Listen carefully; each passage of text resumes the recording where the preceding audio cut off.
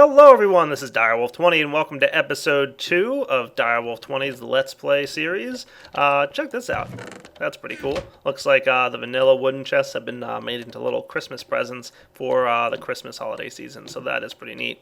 So happy holidays to everybody, and I am going to start this episode off by doing a little bit more mining. I want to collect myself a handful more resources. I'm going to go find that big old ravine that I found earlier and start digging around. But as usual, I'm not going to do much mining on camera. So what I'm going to do is pretty much do a little mining off camera, come back, and then get started on making, I don't know what, we'll have to see. Alright, back in a few, guys. And guys, just like that, I come back from a rather successful mining trip. Let's see, wow, almost a full inventory, tons of ores and stuff. I pretty much just went and explored through that cave and mined up anything that I thought I would need early on. So I'm going to head upstairs, and I think one of the first things I need to do is get a bed going on here, because it's night, or it's not night, but it's raining, and that's no fun. I'm going to have to start smelting some ores and getting cooked up and doing a whole bunch of stuff here. So what I'll do is get working on this and then come back in a few to start building some of my very first machines. Alright, be right back. Well guys, the good news is it stopped raining, but I have not been able to find a single sheep. I even made myself a set of shears so that I could shear any sheep I find. I find a lot of pigs in this biome, but so far no luck with sheep, and that's a problem because it's already getting dark out. And yeah, I'm not really well equipped for combat, but oh boy, skeletons in the distance. That's not good. So I think I'm going to wait this night out in my new little house that I built into the side of a mountain. And, ooh, look, there's a nice little beehive there. I'll have to collect those bees later. Don't worry, I'll get to them. Maybe start working on some machines. Who knows? There's a bunch of stuff I need to work on. So why don't I start building some stuff, and then maybe we'll go out and hunt for some more wool in the near future. So I'm going to build out a little room in this house to call kind of my machine room. Let's dig it out. And I'll come back after I've cleared out some space. Alright guys, thankfully it is daytime out because I need to go do a few things outside. I want to start this time in my Let's Play series not with industrial craft like I usually do, but instead I'm going to be starting with thermal expansion machines. Thermal expansion is a mod that I haven't used too much. It's relatively new to me, but it is definitely definitely possible to use early game. So, ooh, is that a sheep? No, it's a cow. Fooled. That's okay. I could always use some steak. So I'm going to use that as kind of my starting off point. So I'm going to have to just run outside here and see if I can't find my way to getting some cool stuff to get started. I think there's a couple things I'm going to need. Ooh, what do we got down there? Nice, another cave with a bunch of marble. And I'll grab a few pieces of copper. Why not? I'm going to need a good amount of this stuff anyway. Cool. Even my first piece of marble. What I want to do is find a little bit of sand, and because I'm going to need a good amount of glass. Oh, found a wasteland. Nice. Wastelands are definitely cool looking. Oh, look at that, a giant glacier biome in the background. Massive amounts of ice and snow. Pretty cool. Oh yeah. Nasty looking wasteland. But the good news is I see some sand in the distance, so I'm going to need some of that. And I also need to track down some clay. Going to need to use that to make my first couple thermal expansion machines. So it's a different start than I usually do. So that should be interesting for me because I have not started like this before. Interested to see how it goes.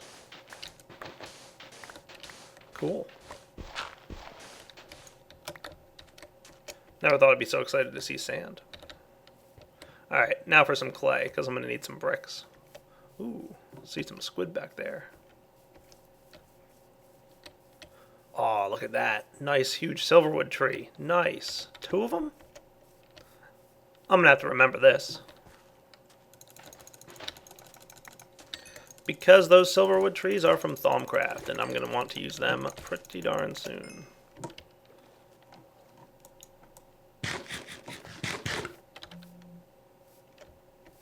Ooh, and a sheep. Nice. Did I bring my shears with me? I did.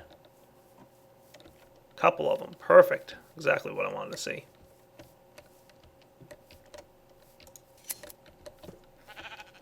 Nice. Not going to kill the sheep. just borrow their wool.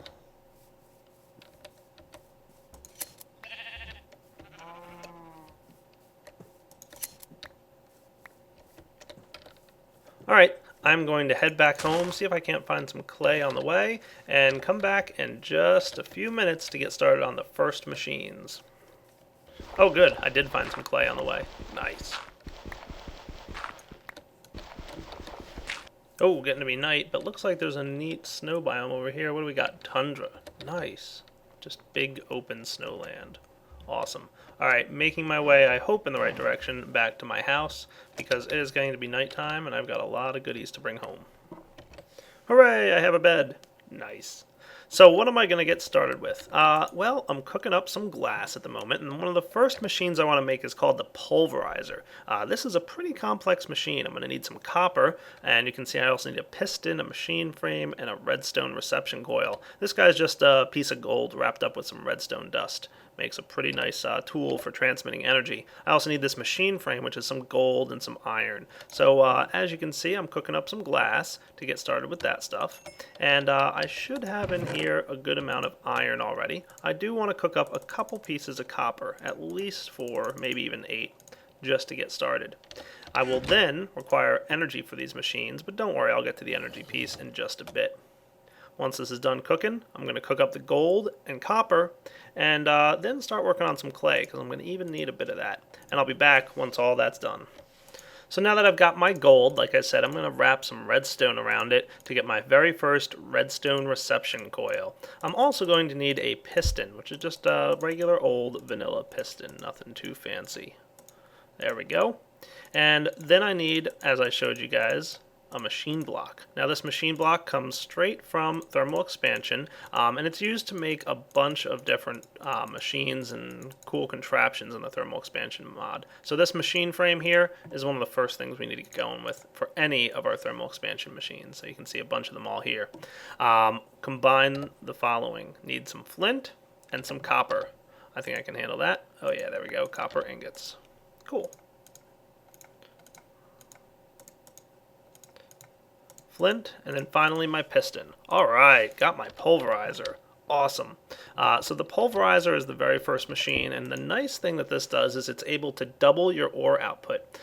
There's a bunch of configuration tabs and all kinds of crazy stuff. I'll get into this in just a minute. But one of the first things is you might notice there's a need for energy. We got to get some buildcraft energy going in this room to start powering all these cool machines. So in order to do that, I need to build myself a couple engines. Now, early in the game like this, if I take a look through my list of engines that are available, I don't have too many that I can really start using yet. I think the best one for me might either be the Stirling engine or maybe the Hobbyist's steam engine. That might be a good one to go with. There's a bunch of different engines available, some of them coming from Buildcraft, some of them from Red Power, from Forestry, from Railcraft, all kinds of cool stuff. And even a couple like the Magmatic engine here and this steam engine that come straight out of thermal expansion. Pretty nice. So why don't I figure out which one of these engines I want to use, but before I do that, I want to make sure that I'm cooking up enough stuff to make my powered furnace, which will be able to smelt for me using this same type of energy. And I'll be back in just a few minutes. Alright, so like I mentioned guys, I need to power this machine now. And what I'm thinking I'm going to do is use steam power. I'm going to use the Hobbyist's steam engine, which comes from Railcraft. It's a way to combine water and coal to produce steam, and that's a pretty decent power source early on in the game. In order to make one of these, I need a piston and some gold-plated gears, which are 4 gold nuggets each. So I need 8 gold nuggets. And then I'm going to need 3 more for the top here. So I'm going to need a total of 12 gold nuggets. So let's go ahead and just get ourselves about 18. That should be a good start. And I'll be able to make my first gears by using wood. Wooden gears are used in Buildcraft for quite a few things. Mostly built around machines and all this other stuff. And you can upgrade them to stone gears as shown here. Not bad at all. Cool. Once you've got stone gears, as you can see, you need to surround those stone gears with golden nuggets to get a couple of these. So let's get, for now, just 2. And I'll probably come back and make another steam engine in just a bit. Now that I've got my first steam engine ready to go, I just need another one of those pistons. Not a bad thing. Combine the piston with the 2 gears, a piece of glass, and some gold nuggets to get our very first steam engine. Awesome. The steam engine, like I said, is going to power our stuff. In order to transmit the power, though, I'm going to need the following. I want to get myself some wooden transport pipes. These are Buildcraft pipes that can be used to transport items, but instead I'm going to add a piece of redstone to make a conductive pipe, which makes it now able to transmit energy instead of sending items around. And then I'm going to get myself a couple gold pipes. Again, these can transport items, but instead I'm going to upgrade them to conductive pipes so that I can transport energy. Cool. I'm going to try and set it up like this. I think I want my piping to go as follows.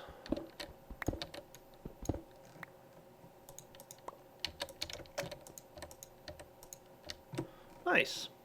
And then if I attach my engine here, you'll note that it automatically connects right like that so that it is connected and pumping its energy directly there. If we open up the interface, we'll note there's a slot for coal, and there's also a slot for water to go in. Now I can manually fill this up with water using buckets, but that's quickly going to get old. So I'm probably going to want to create a system where I can automatically fill this up. And the best one off the top of my head is to create an aqueous accumulator. Now, as you guys may know, in vanilla Minecraft, it's pretty easy to get yourself an infinite water source. All you need to do is get 2 buckets of water. So let's go grab that now and see how that works. I'm just going to head right off in this direction. Ooh, it looks like my potatoes are ready. Woot. Plant a new set of those. There we go. Water is pretty infinite in Minecraft. Just 2 water source blocks next to each other will combine and form a 3rd water source block in the middle, and you can keep refilling infinitely like that. So if I head over here and put down the following, we've now got an infinite water pool. Nice. And I can refill it as much as I want. So if I want, I could manually fill up this engine, just like that. Note that the water is going in there. I'm then going to need a little bit of coal just to get started. I'll put a whole stack in. And then finally, we just need to supply a redstone signal to get this engine running. Ta-da! You'll note it's running because the flames are showing up here, and it's used a piece of coal, and it's starting to build up its internal heat. Now it needs to heat up before it can start producing energy. It has to heat up this water and start producing steam. Once that happens, it'll start producing Minecraft joules. That's the power source in Buildcraft. So once this thing starts heating up, there we go, it's starting to run. Nice. You can see it's producing a very small amount of energy, but don't worry, once it's heated up a bit, it'll start producing more. And we can see the energy pulse starting to travel through the line here. It's going to send its way over to the pulverizer, and it's going to start building up its Minecraft joules in the internal buffer that the pulverizer has. Awesome. Now we can start pulverizing. However, like I said, we're going to quickly start using up some water. So before this becomes too much of a problem, why don't I make my aqueous accumulator? How do we make one? Pretty simple. We need another one of those machine frames and some tin ingots, which I already started cooking up. We also need a pneumatic servo, which is iron, redstone, and glass. Alright, I think I can handle that. Alright, glass and iron. It was 2 iron, wasn't it?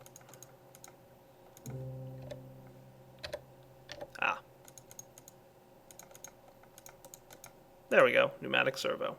And another one of those machines blocks. So let's do that.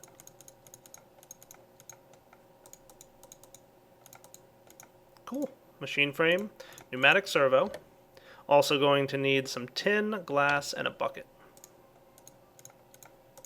Gonna need more glass pretty soon. Aqueous accumulator. Awesome. Now the aqueous accumulator is a really cool device. However, in order to use it, I'm going to have to check out a couple things here. Why don't I get what I need and then come right back? As I'm looking around exploring my world, it's really a neat spawn area. I just went straight out. My house is back that way, so I went straight out my front door and just found like a nice oil spawn right out here. Some more beehives, some more animals. Pretty good. Looking for something in particular. Not going to tell you just yet what it is, but those of you who have seen my series in the past may have some guesses. Some really cool terrain gen out in this general area. Not bad at all. But looking for a bit of a desert biome. So let me see if I can find anything along those lines. I'm going to explore a little bit more. Still exploring my world, still looking for some kind of desert, but did find a really nice redwood biome, it looks like, in the distance there. You can see the massive trees, which indicate that biome type. And coming up on that glacier we saw earlier. Oh, hey now, look at this. Looks like I stumbled upon a village. Continuing beyond that wasteland area that I found earlier. Neat. Some massive trees going on in the distance. What do we got here? Ooh, villagers. What do you guys got for sale? Cookies, huh? Not what I'm looking for.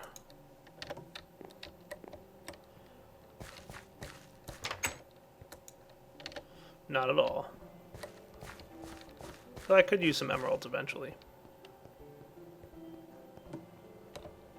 Oh, that's a good sign. What do we got over here? Nice. We've got a bee villager. That's a villager added by forestry that can trade for some interesting bee stuff. You can even see he's got like a little apiary in the back here where he's, doing some bee breeding. Not bad at all. Oh, that's not good. It's getting dark out. Ooh, is that the kind of guy I was looking for? This guy's also really important. What do we got? Oh, nice. We've got a villager who can trade for knowledge fragments. That's awesome.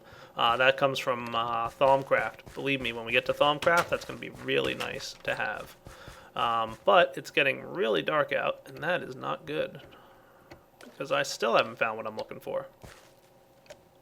Alright, a little bit more exploring and probably making my way back home because, yeah, this is not going to be a good thing. Alright, back in a few.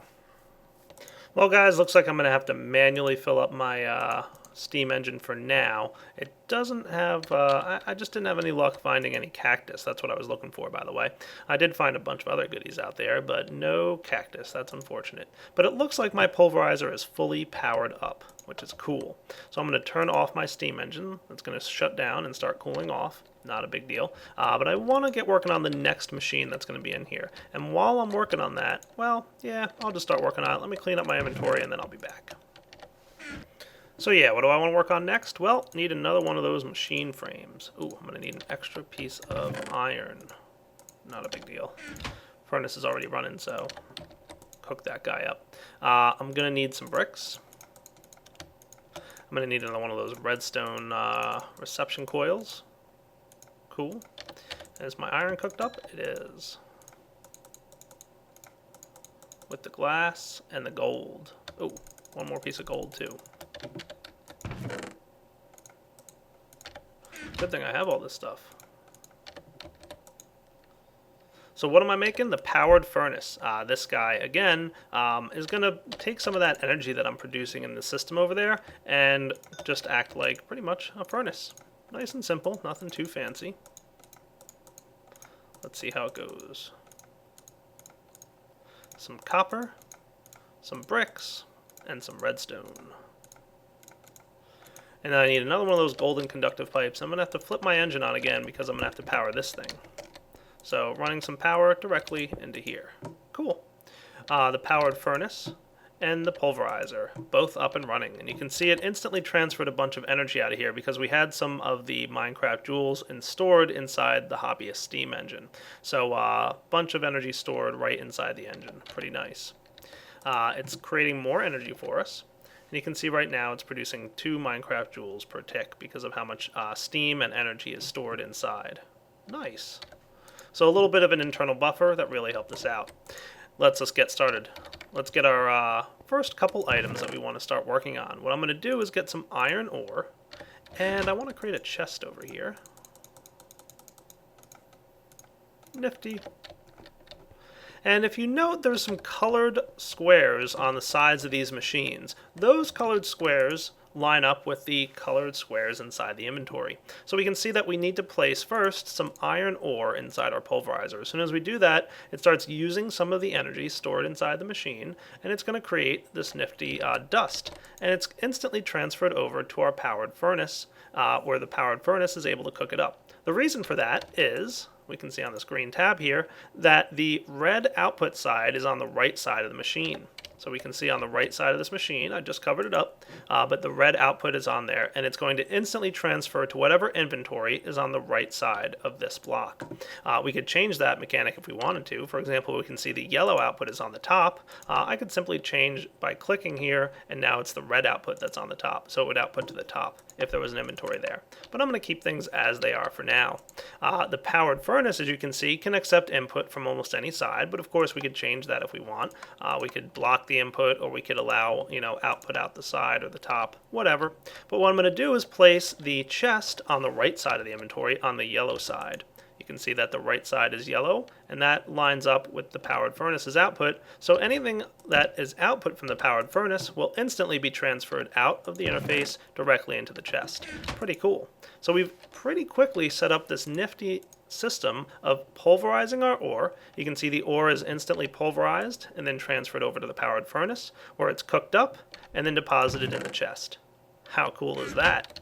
So thermal expansion machines, really nice for automating some of this stuff. Now I have a bunch of ore that I need to start working on processing, and you can also see that the power is quickly draining out of this machine. It uses, right now it's using about 3 Minecraft joules per tick, a maximum power of 4. So it's quickly draining the internal buffer because this guy can only produce 1.6. So if I really want to get enough power going here, I need a couple more hobbyist steam engines, which I'll work on in just a moment.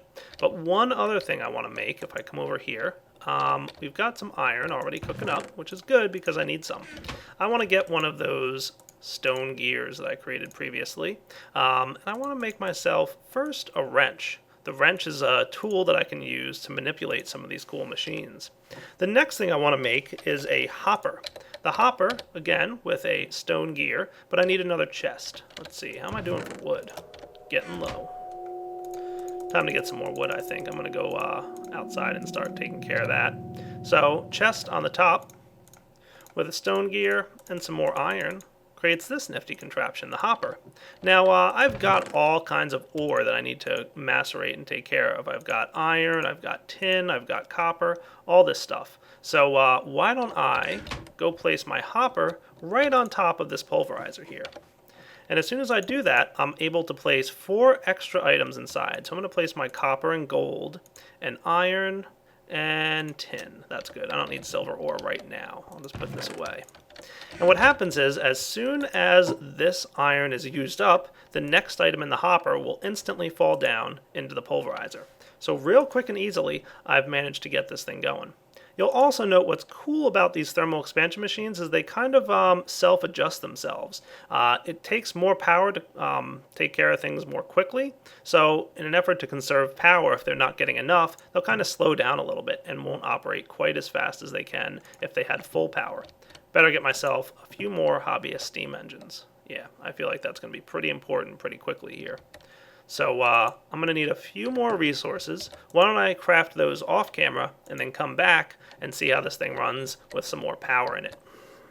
And before you know it, we have our second hobbyist steam engine. Cool. Just going to get myself another one of these golden conductive pipes and wooden conductive pipes, and then I can start putting down my steam engine here. Let's see. I'm probably just going to place it right next to this one. So if I connect a wooden pipe here, and now you note that the engine right now is facing this one. Now that's okay, it could, but I think what we want to do is actually hit it with the wrench, which rotates the engine and gets it to face down towards the wooden pipe that I placed down.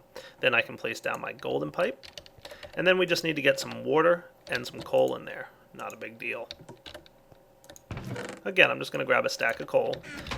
We could, of course, not put a whole stack in, but I think it's good to start off right.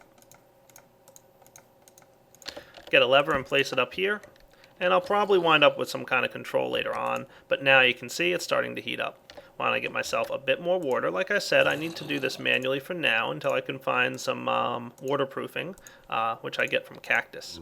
Cool, almost filled up. 3 more buckets worth, should do it. How's this one doing? Needs about a bucket. So it doesn't go through the water too quickly, which is a good thing. Oh boy, looks like it's getting to be nighttime out there.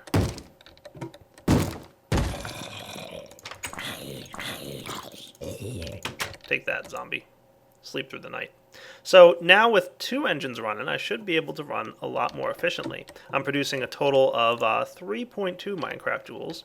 Now, one thing that I didn't notice while I was recording the last segment that I did pick up on now, note that there's currently none of the ores coming down that I asked to come down. Why is that? Well, because of the configuration. The top of this machine is configured with the yellow output side, but we actually want to be able to put items in the top. So in order to do that, we just have to change this to blue.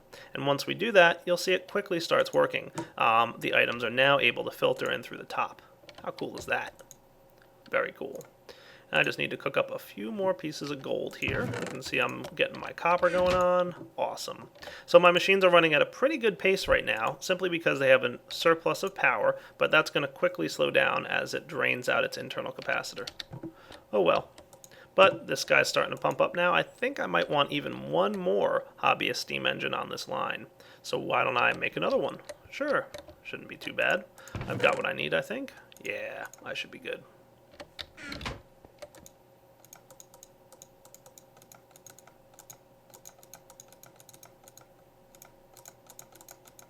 And with 2 of these guys, I should be, or with 3 of them total, I should really be in good shape.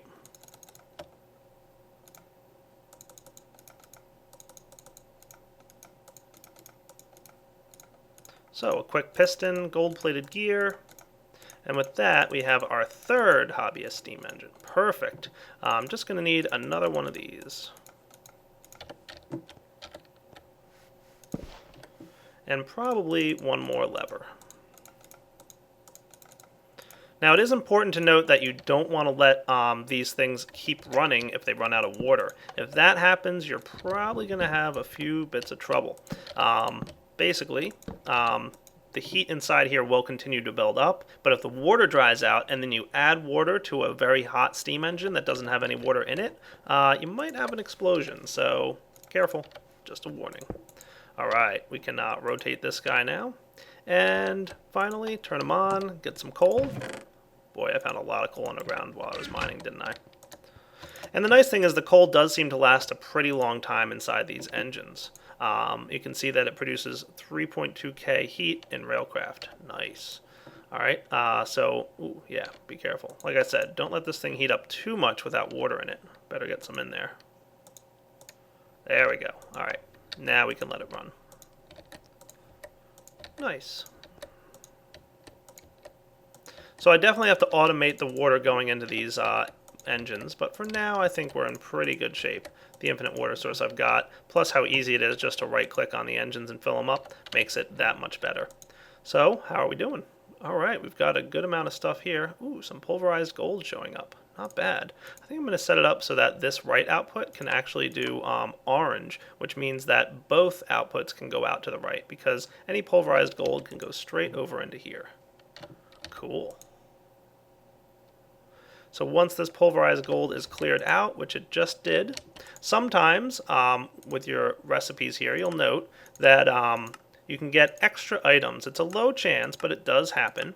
Let's go find something. For example, if we were to pulverize some copper ore, you see we get pulverized copper with a 5% chance of getting a piece of pulverized gold out of it. So every now and then you find a little bit of gold in your copper ore. So by changing this mode to orange, we're able to output both the pulverized dust from here as well as here out to the right. It goes over and gets cooked up in the powered furnace, which then gets deposited in the chest. That is pretty awesome. Alright, look at this, guys. We've got tons of metals starting to get stored up in this chest, which is awesome. We're processing some tin ore now, cleaning up the last of the pulverized iron. You can see that the currently the powered furnace is running a lot quicker right now. The pulverizer is waiting, and it's got a full energy buffer, so it's not receiving or using any power. It's waiting for this bottom line here to clear out the pulverized ferrous dust, and it just did. So now it's starting to use some of its power. Once it cleared out, it went into the pulverized furnace here. So these machines are both running at a pretty quick speed, but as soon as their internal buffer starts to drop, like I said, they self-regulate and slow themselves down a little bit to conserve power. Not bad at all. And that will be the last of the stuff here. So I think I might even turn off these engines. Might not be a bad idea. Want to save a little bit of my coal as well. And we didn't really use all that much coal. So these hobbyist steam engines are very efficient, which I like. Cool. And I think that is a pretty good start to this Let's Play series. Look at this. We've already got our ore processing going on, doing a pretty good job. I'm probably going to want to set this up with some redstone so I don't have to have 3 different levers. I can just control them all with one. But don't worry, we'll get to that in a future episode. Looks like the last of the pulverizer is finished running, and it's going to start storing any extra internal power now, just because it has no more work to do. And the same for our powered furnace. Awesome. Well, I think I need to go mine a little bit now. We've processed a bunch of our ores. Before I do jump in there and start mining, I think I'll turn off my engines. Powered furnace should be close to done, and the internal reserves should be able to, charge up. Yeah, we're good. So let's flip these guys off. The internal reserves of power should finish up this pulverized tin. If not, I won't worry too much about it. I'll get it when I get back. Just don't want these engines running and wasting coal while I'm downstairs mining. And with that, guys, I think it's a pretty good wrapping up point for episode 2. So I hope you guys enjoyed checking out episode 2 of Direwolf 20's Let's Play Season 5. I'm going to go do a little bit more mining between this episode and next. And when I get back, we've got a lot more to get to. So hope you guys are having a good time so far. And like I always say, take it easy.